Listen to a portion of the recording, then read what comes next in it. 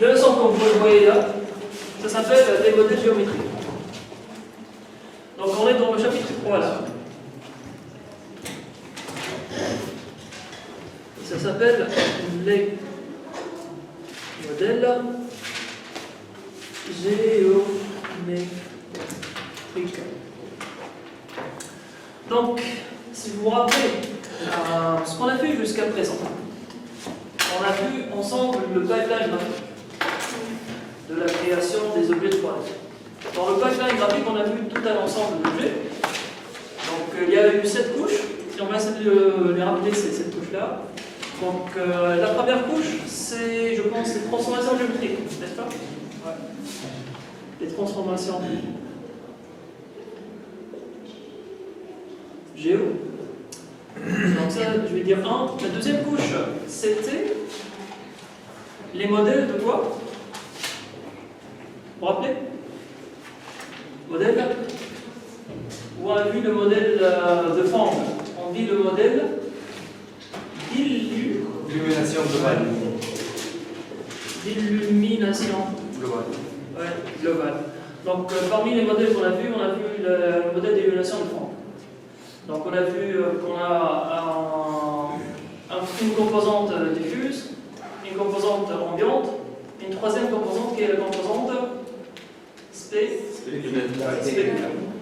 Donc ces trois composantes-là, elles forment ce qu'on appelle le modèle d'illumination. Bon, sur ces choses-là, on va faire après normalement les transformations de caméra, de projection, les projections. Et 4, ben on va faire le découpage du volume de vue, on va découper notre champ de vue, le découpage. Et enfin, on va faire la rastérisation.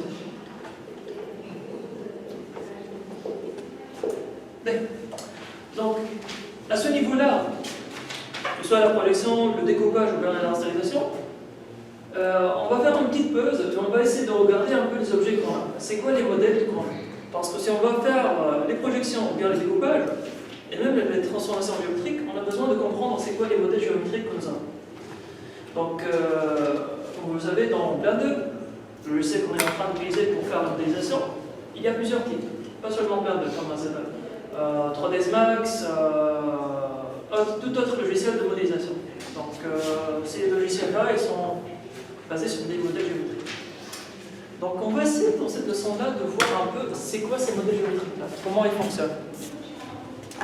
Donc c'est la leçon que nous avons. On va voir des exemples. Donc, qu'est-ce que vous en pensez de ce monsieur-là? Est-ce qu'il est beau? Non. Bah, enfin, je dirais que pour un modélisateur, c'est un très bon modèle, c'est un très beau modèle. C'est un modèle qui a été utilisé par Pixar pour un court-métrage. Donc, est-ce que vous êtes capable de créer ce modèle-là? Bon, on a appris un peu quelques techniques pour faire des modèles similaires. Donc, les questions qui se posent généralement, est-ce qu'il s'affiche vite? Est-ce qu'il consomme de la mémoire? Est-ce qu'on peut le modifier facilement? Ben, c'est ce qu'on essaie de faire quelque part dans Blender. Généralement dans Blender, on essaie de définir des modèles et on essaie de les créer de la façon la plus efficace pour gérer. La durée d'affichage est très lente. La durée d'affichage est très lente. Oui, mais je dirais que pour ce modèle-là, ça peut prendre du temps pour s'afficher. Tout simplement parce que on a vu qu'il y a beaucoup de carreaux. On appelle ça des polygones. Le terme technique, c'est les polygones.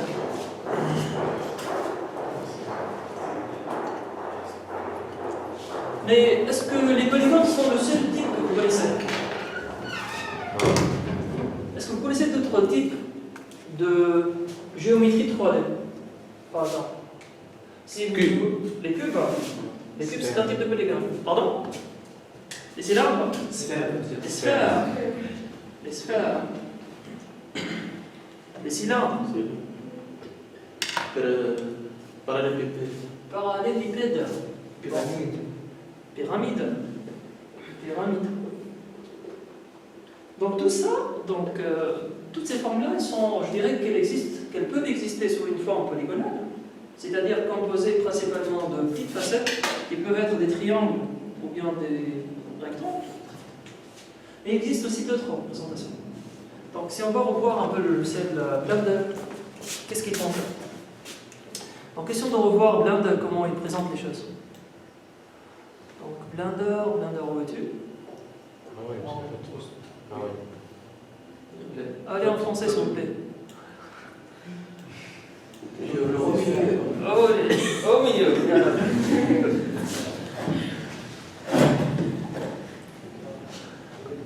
Donc, si on va regarder un peu comment ça fonctionne, donc essayons de voir un peu les types que présente ce logiciel-là.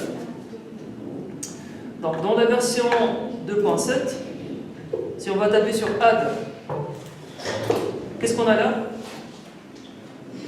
On a les mèches.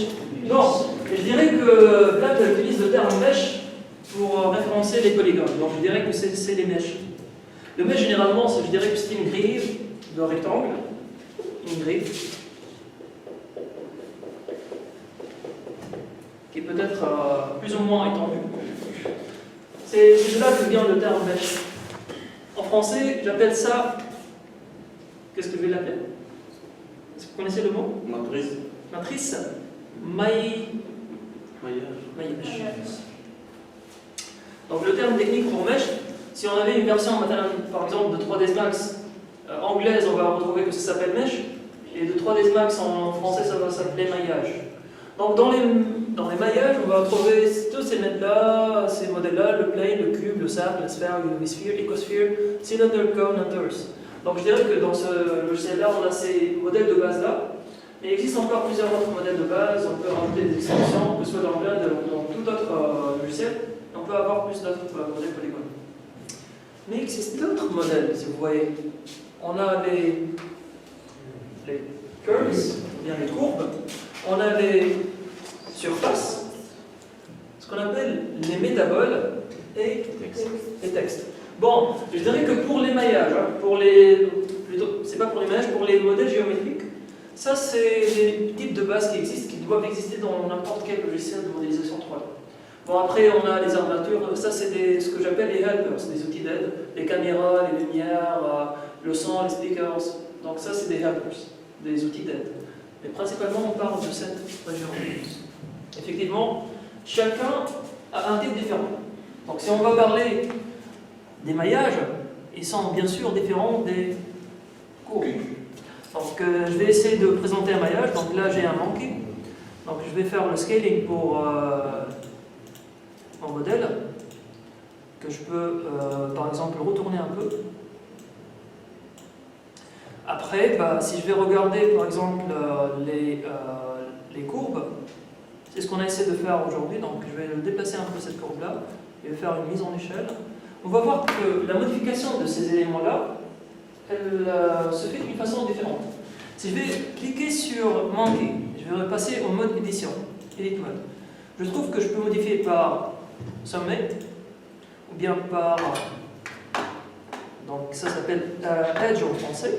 Je peux modifier aussi par Cut, ou bien par Facette. Par contre, si je vais sortir et essayer de modifier la courbe, je vais trouver que ça ne va pas fonctionner de la même manière. Je vais regarder par exemple l'Edit Mode. Je trouve que je suis en train de travailler, donc si je vais essayer de modifier ces éléments-là, je suis en train de travailler dans un autre mode, plutôt différent. Je suis en train de taper sur E là, pour faire une extrusion, comme on a vu. Et ça, c'est pas le même comportement. Donc la modification, selon le type de l'objet, elle propose des modifications. Selon le type de l'objet, on a des modifications assez différentes. Donc c'est pas le même comportement. Effectivement, il y a des types différents de ces objets-là. Donc object, on va aussi voir les surfaces. Donc les surfaces, donc là, je dirais, il y a un mot-clé, ça s'appelle, c'est quoi ça? Bézier. Bon, généralement, les types que je pourrais nommer les principaux types, je dirais les types, les courbes de Bézier. On a les maillages. Les maillages, polygone. C'est bon? Pour ça, pour ces surfaces-là, ça s'appelle comment? Les NURBS. N-U-R-B-S. Ouais, les NURBS. Donc je dirais que aussi, bon, au niveau de Blender, ça se présente sous forme de surface, mais on peut les faire comme étant des courbes. Donc là, c'est NURBS curve. Je dirais que les courbes en NURBS.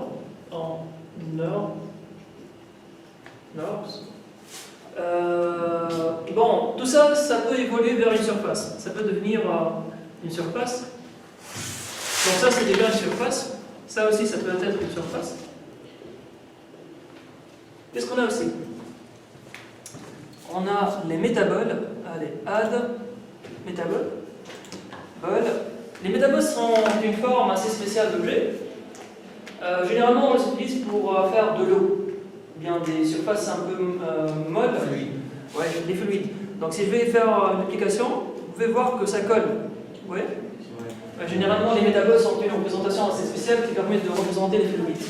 Bon, je dirais les métaboles. Et enfin, on a un dernier type que je dirais que j'appellerais le type texte. Bon, en fait, le texte, je dirais que c'est un type assez spécial des normes. Donc, j'ai placé là le symbole d'héritage pour vous dire que le texte est une famille dérivée des normes qui forment des lettres. Voilà. C'est tout simplement ça. Et tout ce qu'on va voir par la suite dans le cours est directement relié à ces éléments-là. Donc, on ne va pas utiliser d'autres éléments. Donc, essayons de voir qu'est-ce qu'on a à dire à propos de ces éléments-là. Donc, la forme la plus basique, Asal Haj, le plus simple, c'est ces formes-là, qu'on appelle les formes basiques. C'est ce qu'on a vu là, ces éléments, cube, sphère, cylindre, pyramide. Donc généralement, on les représente par une fonction mathématique. Donc là, on a un tétraèdre, octaèdre. Tétraèdre, il y a 3 cotes. Octaèdre, ça fait oct. 8, oui, oct, oui, c'est 8. Si on va essayer de compter les cotes, cube, 2décaèdre et là, écosaèdre. Donc là, c'est le nombre de facettes qui composent. Donc octaèdre, ça réfère le nombre de facettes. Tous sont des polygones. Bon, franchement, ça dépend du logiciel. Donc, généralement, on a une fonction mathématique qui va permettre de générer ces modèles-là, géométriquement. Donc après, le logiciel peut être assez intelligent pour exporter en mode polygone. Mais on peut aussi le faire pour vous donner le même modèle de type de Bézier, en cours de Bézier. Il peut le faire comme étant en norme.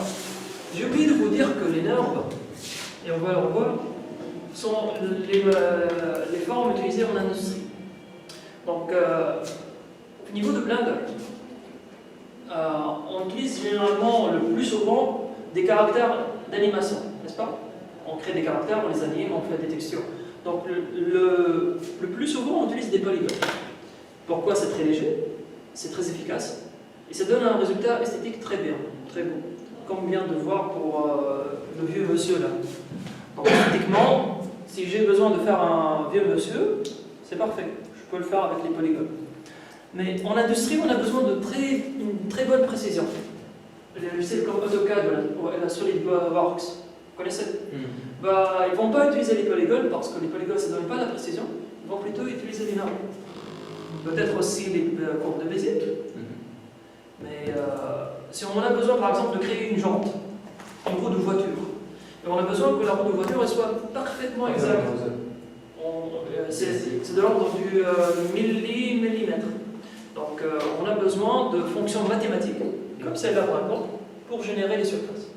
Donc généralement, pour vous répondre, là c'est les modèles de base qui sont générés avec des fonctions mathématiques et on peut les exporter dans n'importe quel type de représentation. Le type, ça dépend du domaine d'application. Donc si je suis dans l'animation, j'aurai besoin de polygones. Si je suis dans l'industrie mécanique, Si je vais créer des avions, des voitures, bah, je vais utiliser les normes, peut-être moins les Bézier. Donc vous avez noté, on a vu aussi aujourd'hui les courbes de Bézier dans l'animation, si vous vous rappelez. On a vu l'animation en Bézier, vous vous rappelez? Donc vous vous rappelez le type d'animation? On a eu des animations linéaires, donc c'est ça la fonction. Donc on a eu des fonctions linéaires, on a vu des animations en courbe de Bézier, et on a eu des animations, je dirais, par segment. Ils font une fonction par segment. Donc ça c'est linéaire, ça c'est Bézier, et là je dirais par segment. Donc les courbes de Bézier, elles sont utilisées, mais dans d'autres domaines d'application principalement. Ça permet de faire ce qu'on appelle les interpolations. Les animations interpolées.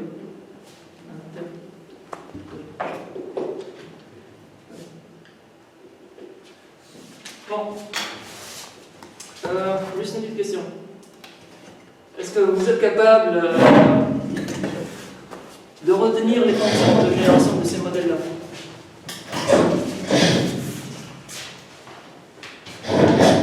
Générer quoi?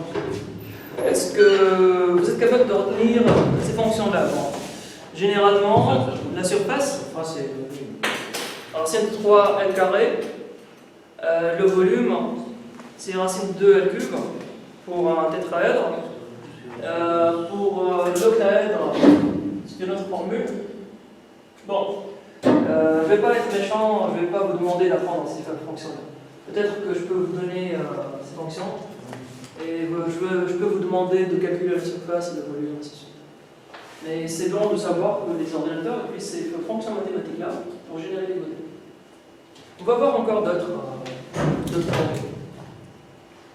Bon, donc, généralement, lorsqu'on fait une modélisation, dans la modélisation, on utilise ces formes-là, le cube, la sphère, le cylindre, la pyramide. C'est ce que vous avez fait lorsque je vous ai demandé de faire la maison, de faire ce blinde. Je vous ai demandé de faire un arbre. Bah, vous n'êtes pas très bien avancé en modélisation. Bah, ce que vous avez fait, c'est que vous avez pris des modèles de base, vous les avez composés. Vous avez fait exactement comme ce modèle-là. Vous avez pris une sphère, vous avez pris un cylindre, et vous avez essayé de faire la forme. Bah, ça peut marcher, ça peut être efficace, ça peut donner de bons résultats, si on est assez expérimenté, mais c'est pas la meilleure, c'est pas la façon la meilleure qui peut exister, n'est-ce pas? Donc, une façon de faire pour la modélisation, on peut faire appel à des sphères, des cubes, des cylindres, des triangles, et on combine tout ça par assemblage pour faire ce qu'on veut. Bon. C'est simple, mais ça peut prendre du temps. Et il s'avère que les formes sont un peu limitées. Si je veux faire un arbre qui est assez beau, il faut être assez expérimenté pour faire cela. Et c'est pas la meilleure solution qui peut exister. Donc, c'est quoi l'alternative, s'il vous plaît? Donc, on doit passer à faire de la modélisation, par exemple, à travers les polygones. Donc, c'est pour ça qu'il existe des manèges polygonaux. Donc, la première chose qu'on va voir, c'est. On a fait une introduction, maintenant on va passer à un grand 2. Et je vais appeler ça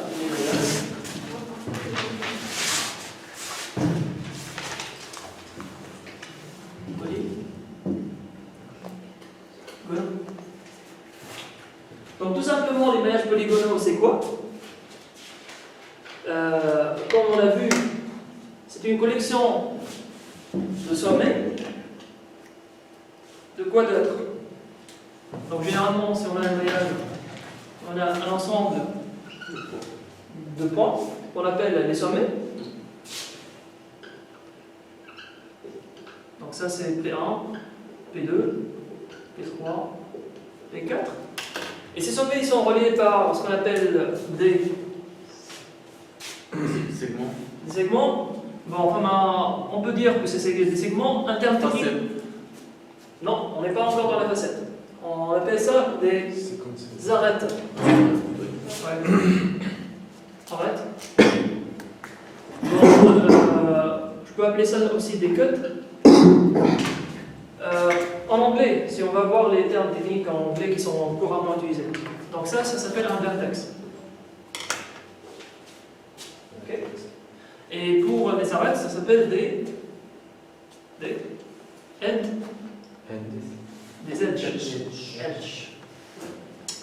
Et l'intérieur, ça s'appelle quoi? Facette. Une facette. Ouais, c'est la facette. Bon, c'est presque le même nom. En anglais, c'est facet, bien face, ça dépend du logiciel. Et en français, c'est une facette. C'est ça. Facette. Voilà. Avec ça, on a un polygone. Et attention, c'est exprimé en 3D. Donc là, c'est le X. Là, c'est le Y, mais aussi on a le Z. Ça veut dire que chaque vertex, il possède 3 coordonnées. P1 possède ses coordonnées X1, Y1, Z1. Et même chose pour P2, P3, P4. Chacun possède ses coordonnées XI, YI, ZI. Donc, ça permet de représenter des informations topologiques. Et surtout, cette représentation-là, elle permet de faire une représentation d'objets qui sont assez complexes.